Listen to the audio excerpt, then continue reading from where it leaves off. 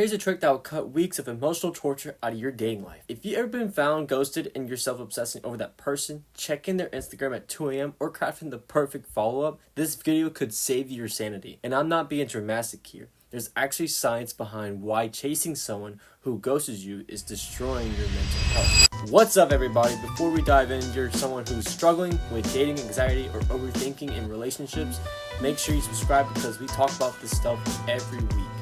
Now, let's talk about ghosting. We've all been there. Things are going great. You're texting back and forth. Maybe you've been on a few dates, and then the radio silence happens. They vanish like they never existed. And here's what most of us do next. We chase, we send a hey, just checking in text. We refresh their Instagram story to see if they've been active. We analyze our last conversations trying to figure out what went wrong. Does that sound familiar? Well, I'm here to tell you what chasing someone who ghosted you is actually making your mental health worse. And science proves it. Let me explain what's happening in your brain when this goes down. So here's what's happening in your brain when you get ghosted.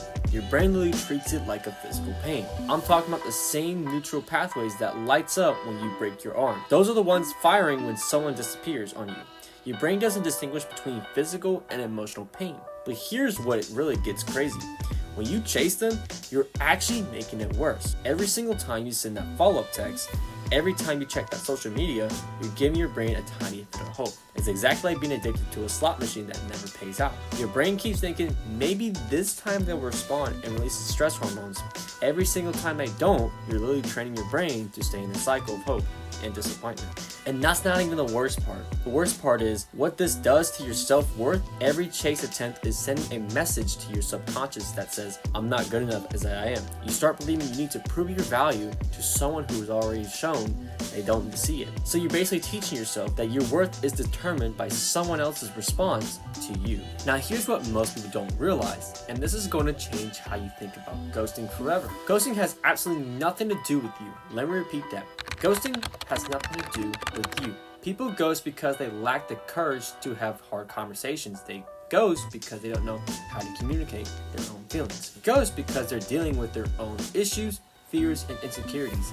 It's about their poor communication skills and emotional immaturity, not your worth as a person. But when you chase, you're teaching your brain the complete opposite. You're literally rewiring yourself to believe that rejection means you should try harder instead of recognizing it as an information and walking away. Think about it this way. Would you want to be with someone who doesn't have the basic decency to communicate with you?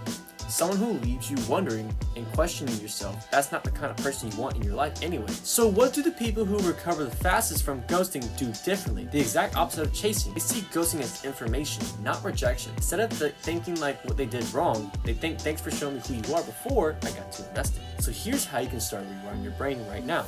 First of all, delete the number. I'm serious, if you have to scroll through your contacts to find them, you're way less likely to send them that impulsive text at midnight. Second, unfollow them on social media. Every time you see their post, you're reactivating that neutral pathway of hope and disappointment. Cut it off at the source. Third is the most important one. Direct that energy back to yourself. Every time you feel the urge to reach out to them, do something that reinforces your own worth. Instead, go for a walk, call a friend who appreciates you, work on a hobby that makes you feel accomplished. You're literally rewiring your brain to associate rejection with self-care. Here's a mindset shift that changes everything. When someone ghosts you, they're doing you a favor. They're showing you that they're not emotionally mature enough to be in your life. They're filtering themselves out for you. The right person will never leave you guessing. They won't disappear without explanation. They'll communicate with you like an adult because that's what healthy relationships require. So the real question isn't what did I do wrong? The real question is, do you want to be the person who begs for scraps of attention from someone who can't even send a simple text? Or do you want to be the person who knows their worth and walks away with someone who can't even see it? Look, I get it. Walking away is hard. Your brain's going to try to convince you that maybe they're just busy. Maybe they lost their phone. Maybe they're even going through something. But deep down, you know the truth. And respecting yourself enough to stop chasing is how you break this cycle for good. If this resonated with you, hit that like button because it helps more people who need to hear this message find this video. If you want more content about building your confidence in dating and relationships, make sure you subscribe with notifications on. I also want to hear from you in the comment section. Have you ever been in a situation where it helped you stop chasing and start valuing yourself? Your story might help someone else who's watching this right now. Remember, the right person will never make you question your worth. They'll add to it. Stop chasing people who make you feel like you're not enough and start attracting the people who see your value from day one. I'll see you in the next video. Take care of yourselves.